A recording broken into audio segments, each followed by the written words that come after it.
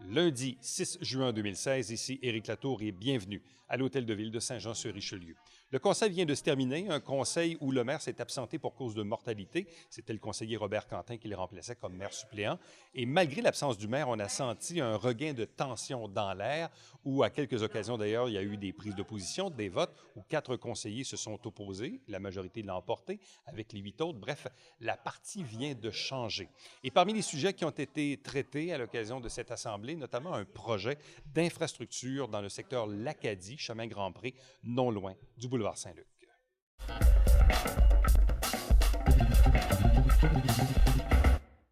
Bonsoir et bienvenue à cette séance publique du Conseil municipal.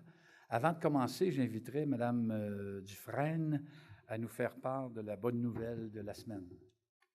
Merci, M. Quentin.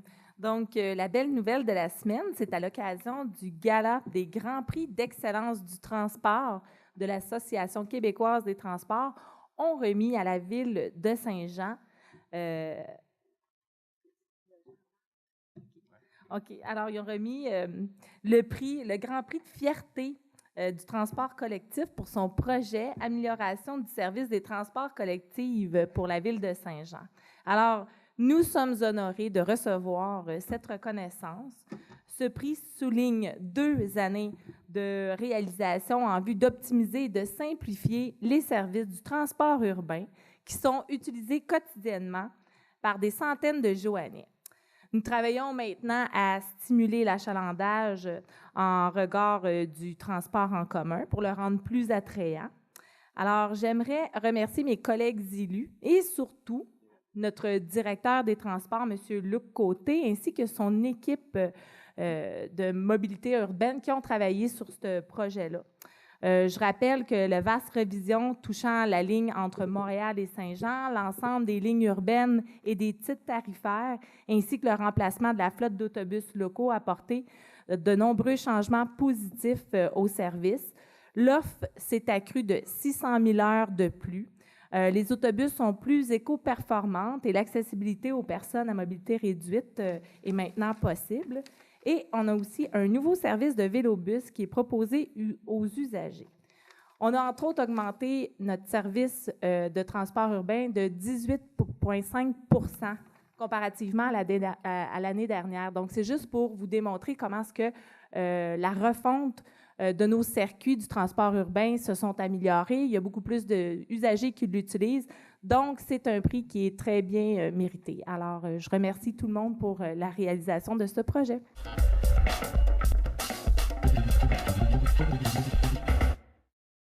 Bonsoir, mon nom est Danny Paquin. J'habite sur le chemin du Grand Pré, au 24. On a reçu un avis récemment concernant une étude sur l'amener d'un aqueduc dans notre secteur. Et je vous présente ici une pétition, les 6 dernières propriétés sur le chemin du Grand Prix, nous voudrions nous retirer de ce projet-là. Autant le projet d'infrastructure d'aqueduc que le projet d'étude qui est pour s'enclencher bientôt. La raison est bien simple, c'est que nos propriétés sont très bien desservies, exactement, par nos puits qui sont de l'eau douce et qui répondent totalement à nos besoins. Une infrastructure d'aqueduc, dans notre cas, représenterait tout simplement une dépense énorme qui améliorerait pas notre qualité de vie. Donc, cette pétition-là que j'ai ici vise simplement à nous retirer de ce projet. Je vous invite à remettre la pétition à M. le greffier. Que je lise la pétition. Ah, excusez, oui. Donc, voici les motifs de la présente pétition. Les coûts de cette étude sont estimés en fonction de la superficie de notre propriété, ce qui nous désavantage. Les terrains visés par la présente pétition ont une superficie moyenne plus grande que celle des terrains du développement de l'avenue de Lattre et de la rue des Tilleuls. Le règlement d'emprunt nous est imposé pour cette étude d'évaluation des coûts pour la construction de l'infrastructure d'aqueduc, car nous n'avons jamais été informés ou consultés sur les incidences de cette étude sur notre compte de taxes. Nos résidences longent la rivière l'Acadie et sont approvisionnées en eau douce, ce qui n'est probablement pas le cas les résidents du développement de l'avenue de l'Âtre et de la rue des Tilleuls, qui, eux, ont probablement une eau saline. Conséquemment, nous n'avons pas besoin de débourser des frais supplémentaires pour obtenir de l'eau douce. Cette éventuelle infrastructure, comme je le disais, représente un coût énorme, totalement inutile et qui n'augmente pas notre qualité de vie. Nos résidences, les 6 résidences ou les 6 propriétés dont je vous parle, sont situées après la rue des Tilleuls, en s'en allant vers l'Acadie. Ça la dépasse approximativement d'une centaine de pieds. Conséquemment, notre exclusion de ce projet-là n'empêche pas les résidents des 10 secteurs d'être éventuellement inclus dans le processus et recevoir l'eau qu'ils veulent avoir. Conséquemment, je demande à Mme Marcoux de prendre un engagement à l'endroit des propriétaires des résidences du 12 au 30, situés entre le 12 et le 30 du chemin du Grand Prix, afin de nous exclure du processus. Voilà. Alors, merci. Je vous invite à remettre la pétition au greffier, ici. Et puis, lorsqu'on va arriver à l'item approprié à l'ordre du jour, on va prendre cette pétition-là en considération.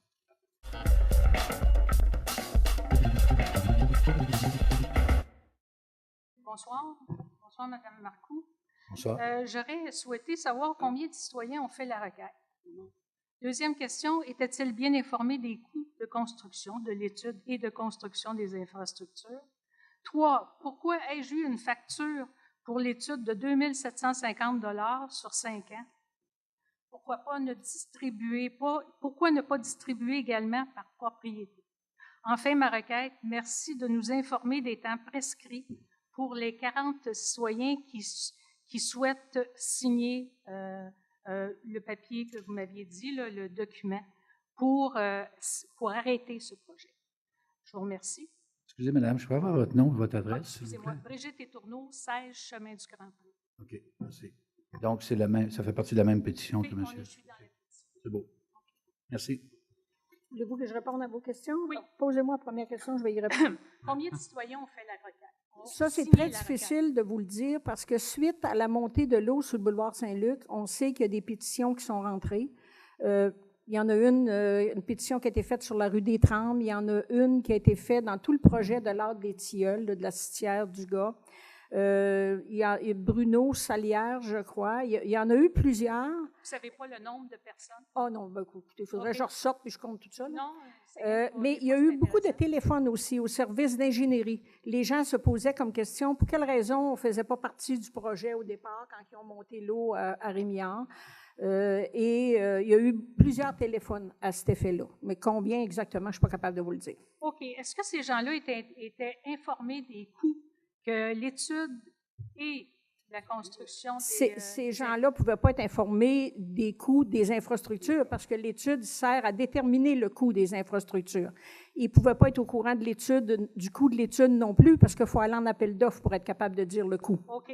Moi, j'ai été prendre l'information à un monsieur qui habite sur le boulevard Saint-Luc. Ces infrastructures lui ont coûté, pour rendre l'aqueduc jusqu'à chez lui, 22 000 $. C'est possible. Il y en a eu tous les prix. Ouais. Bien, là, lui, en plus, il n'a pas payé l'étude. Non, l'étude à cet endroit-là, sur le boulevard Saint-Luc, l'étude a été payée par Park Bridge, les propriétaires du parc Rémillard. Il faut comprendre aussi que quand on fait les travaux ne sont pas facturés à la superficie, mais sont facturés au mètre de façade. D'accord.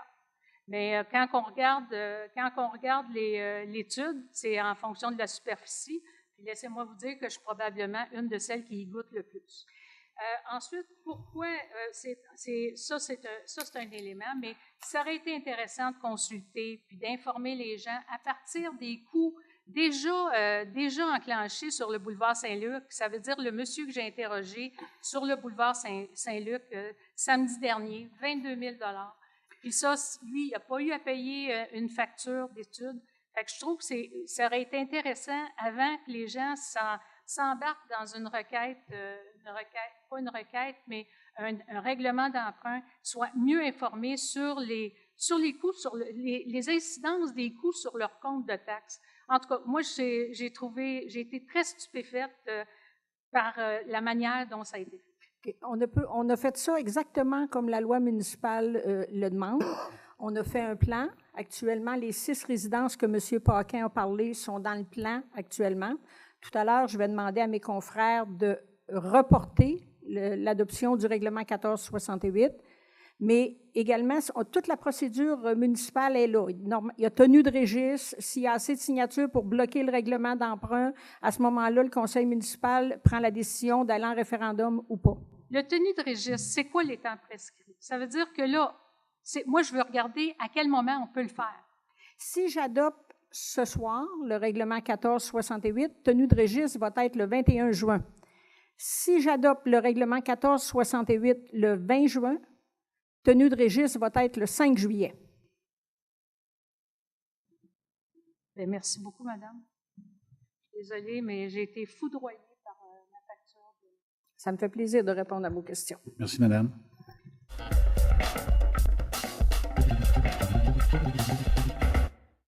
Dominique Pétrin, 808, boulevard Saint-Luc.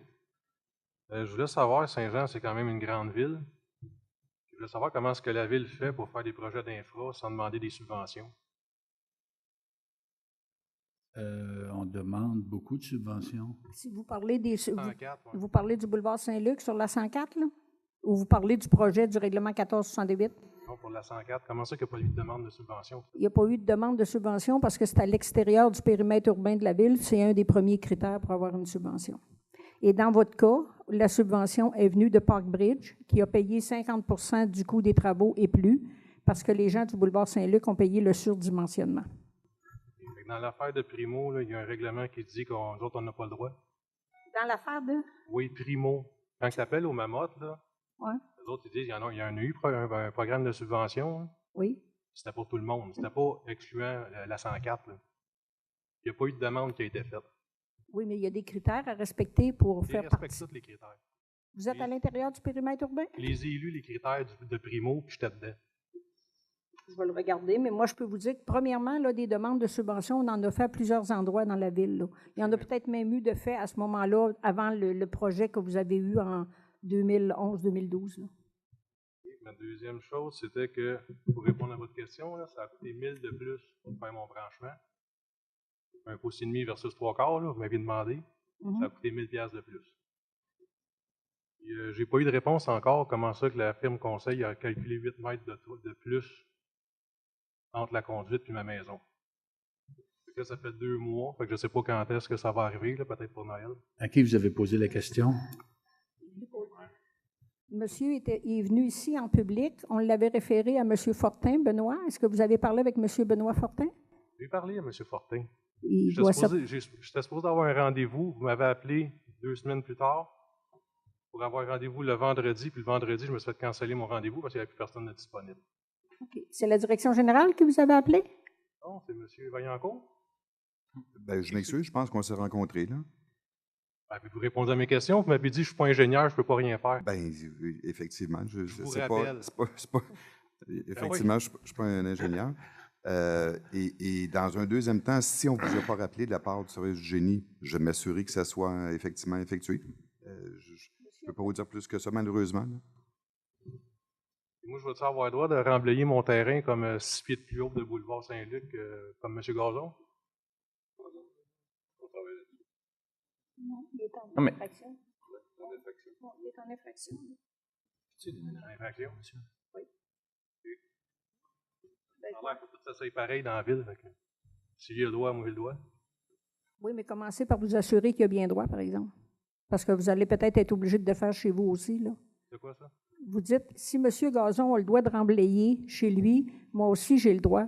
J'ai dit, commencez par vous assurer d'être certain que M. Gazon a bien le droit. Ben, peut-être qu'actuellement. Puis le voisin m'a dit que le maire avait dit que c'était bien correct. C'est comme ça que ça marche. Moi, je parle pas de M. le maire, là, je parle des règlements de la ville. Je comprends, mais c'est lui le maire. Fait que si lui décide que c'est correct, ben ça va être correct. Non, pas nécessairement. J'aimerais bien savoir ça. Non. Mais est-ce qu'il y a possibilité, Le Mme bouche à oreille, des fois, peut nous jouer des tours. Oui. Donc, on va s'assurer que le service technique communique avec M. Pétrin, le directeur général. Oui. OK.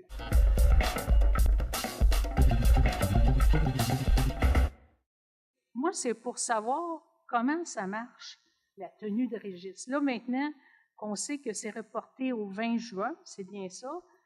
Donc, vous dites le 5 juillet serait publié une tenue de registre?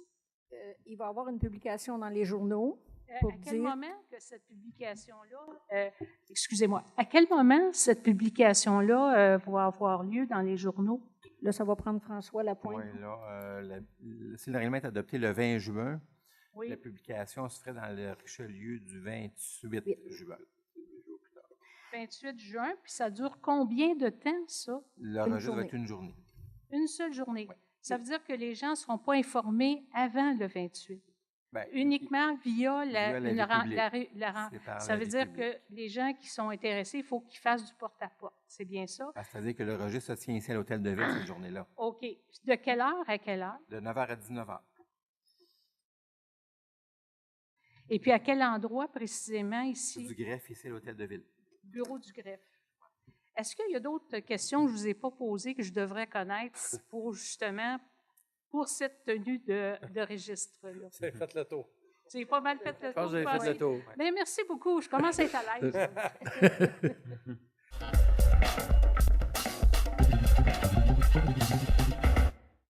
Bonsoir, Georges Laflamme. Je suis dans le secteur de la rue de l'Âtre. Et je voudrais savoir pourquoi nous avons retiré le règlement 1468 concernant l'étude qui devrait être produite. J'ai pas retiré, M. Laflamme, j'ai reporté au 20 juin pour être capable de regarder la pétition que M. Paquin a déposée ce soir. Puis l'analyser avec Benoît Fortin, regarder la pétition, puis l'analyser, puis faire une recommandation au conseil municipal. Mais soyez assurés que le 20 juin au soir, le règlement va être adopté. D'accord. Parce que j'ai manqué la première partie de la réunion. Alors, je pense que beaucoup de personnes ont passé ici concernant La pétition est signée par 6 propriétaires qui sont propriétaires sur Grand-Pré. Autrement dit, les 6 derniers. Il y en a 2 en zone blanche et il y en a 4 en zone agricole. Oui. OK. Parce que je sais, j'ai écouté un peu, là, j'en ai quand même compris quelques bribes là, que les gens sont venus ici, là, parce que moi, j'étais un de ceux qui étaient d'accord pour avoir cette étude, à savoir comment ça nous coûterait pour avoir l'eau chez nous. Alors, ce n'est pas la première fois d'ailleurs. Ça s'est produit en 2005 et ça se produit maintenant. Alors, en 2005, ceux qui sont au courant, c'était pour l'eau et les égouts. Et cette fois-là, ça n'a pas passé. C'était exorbitant. Maintenant, dernièrement, dans l'année passée, dans les années précédentes, on a l'eau sur le boulevard Saint-Luc.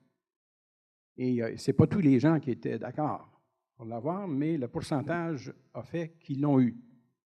Et c'était important aussi pour le développement qu'il y avait des rémillards.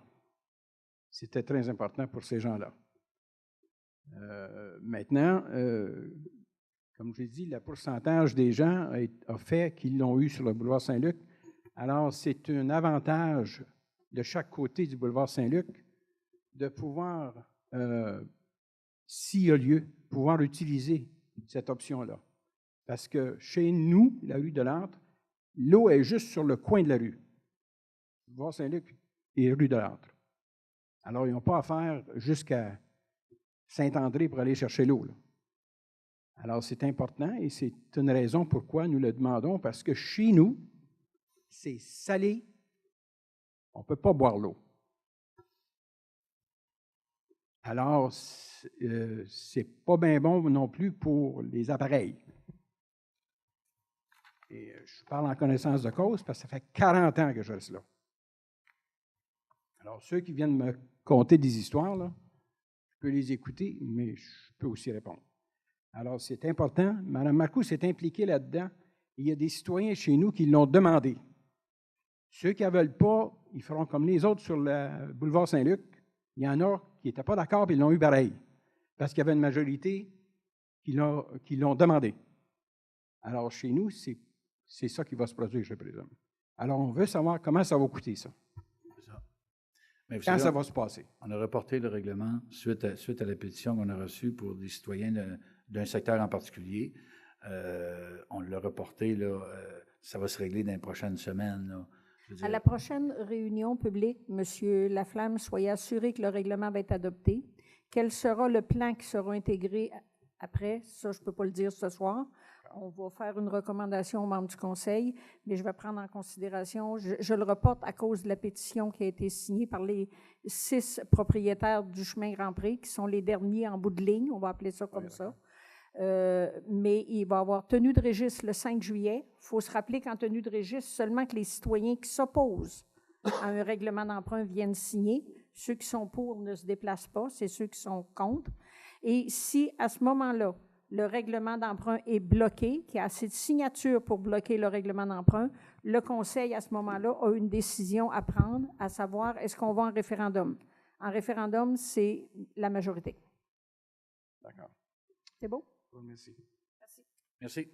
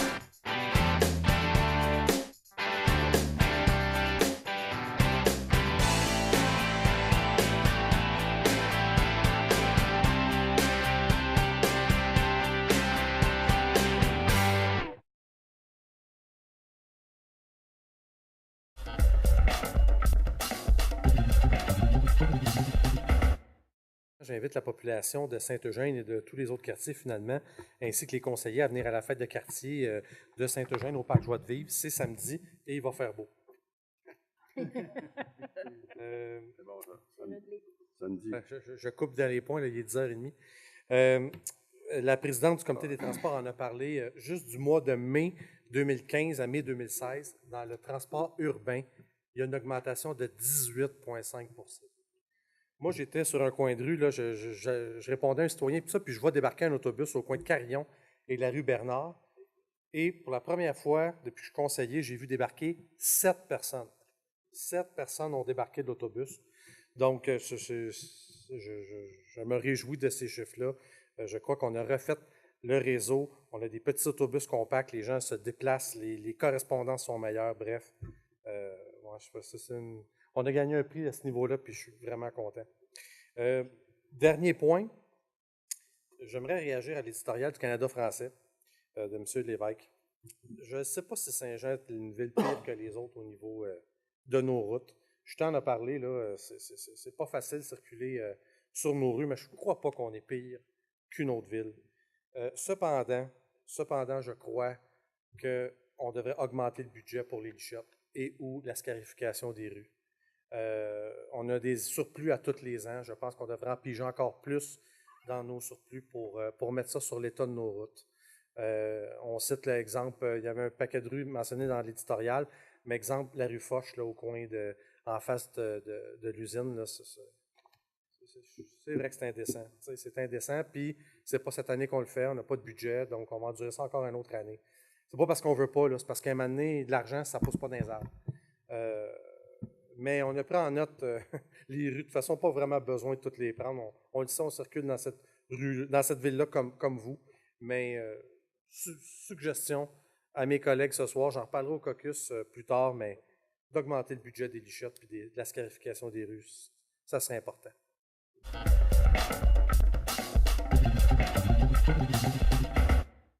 Je veux juste prendre le temps de féliciter M. Luc Côté au transport avec toute son équipe pour vraiment le prix qu'ils ont remporté. Notre système de transport urbain et interurbain est vraiment en expansion. Ça va très bien. Donc, on a des commentaires positifs sur ce dossier-là tout le temps. Fait que je voulais prendre le temps de le souligner. Et la deuxième petite chose, c'est que cette semaine a eu lieu la conférence de presse sur l'International Montgolfière de Saint-Jean-sur-Richelieu. Notre programmation a été dévoilée, alors j'invite toute la population de Saint-Jean à aller voir c'est quoi notre programmation 2016 et de voir également nos nouveaux ballons qui seront dans le ciel cet été.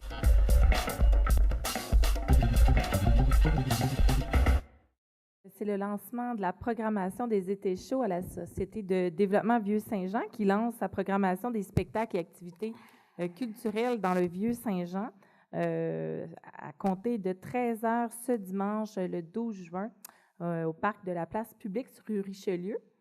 Du même coup, les organismes communautaires y seront afin de présenter leurs services à la population. Donc, c'est une invitation à tous. Soyez-y.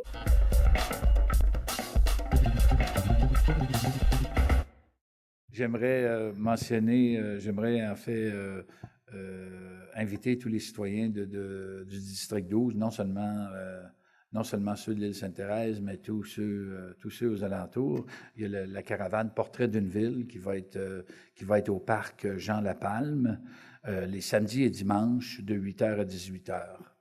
Alors, ceux qui ne l'ont pas encore fait, c'est le temps de venir vous faire photographier. Alors, sur ce, je vous remercie infiniment pour votre présence et je vous souhaite une bonne soirée. Je seconde. M. Berthelot propose la levée de l'Assemblée, secondée par M. Langlois. Merci.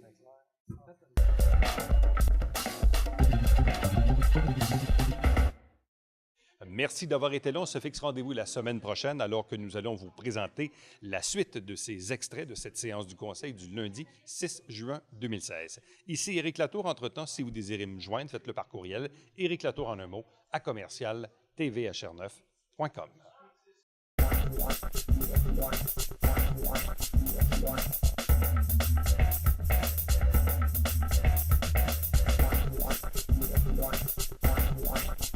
One.